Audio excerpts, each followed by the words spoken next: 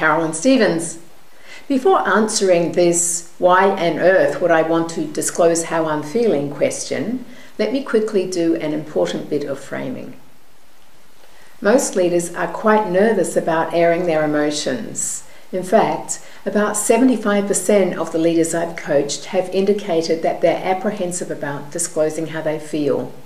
So, if you're in the apprehensive about disclosing your feelings bucket, you're certainly not alone. However, that doesn't mean that not disclosing your feelings is good for you, or for your relationships, or for your career.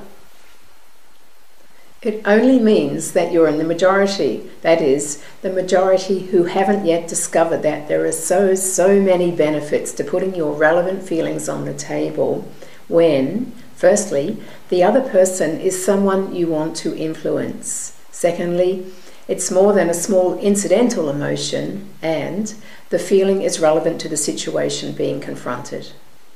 By the way, those important to disclose feelings could be positive emotions or negative emotions, and of course, it's the negative ones that leaders tend to feel most apprehensive about putting on the table.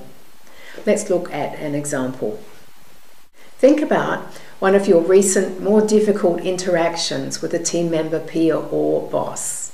One in which you were somewhat frustrated, annoyed, concerned, anxious, or similar. Got one in mind? Now let me ask you some critical questions about that interaction. Was it important that the person with whom you were interacting properly understood your perspective and your position? And was it essential that the trust they had for you wasn't diminished because of the interaction? And did you have the intention of influencing them, either to take some action or to shift their thinking about something? Even if, in your example, you answered yes to only one of these three questions, there are real costs to not talking about your emotions, and huge benefits when you've habituated this critical leadership behavior. When you appropriately disclose your important, relevant feelings, time and time again, you'll notice that you have increased trust in your relationships because the other person won't have to try and guess at where you're at.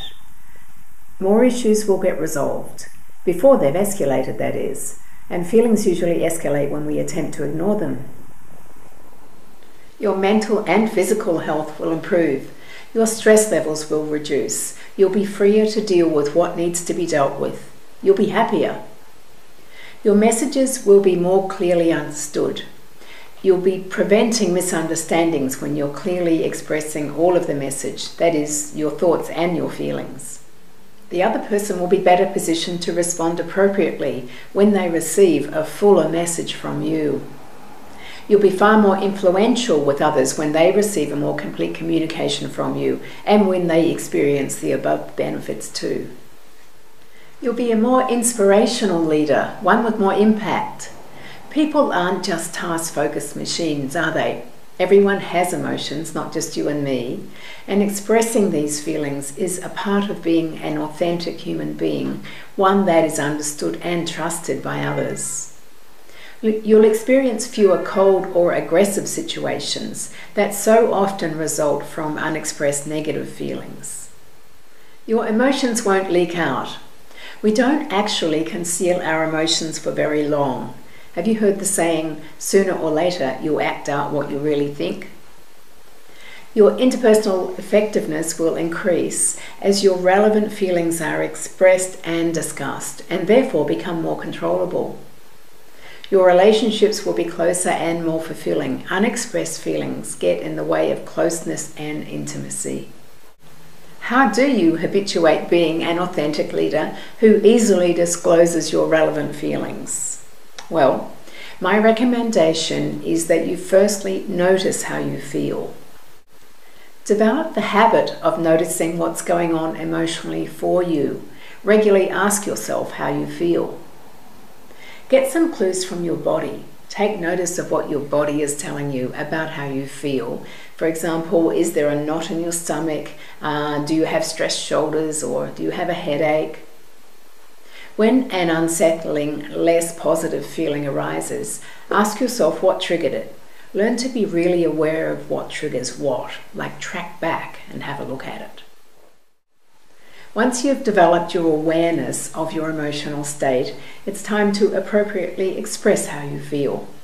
First, keep your finger pointing inwards, attitudinally as well as physically. No blaming the other person, even your head.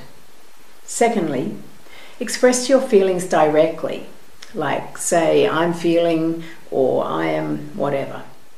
Third, attempt to understand how the other person is feeling too. Ask them, then listen and care about what they tell you.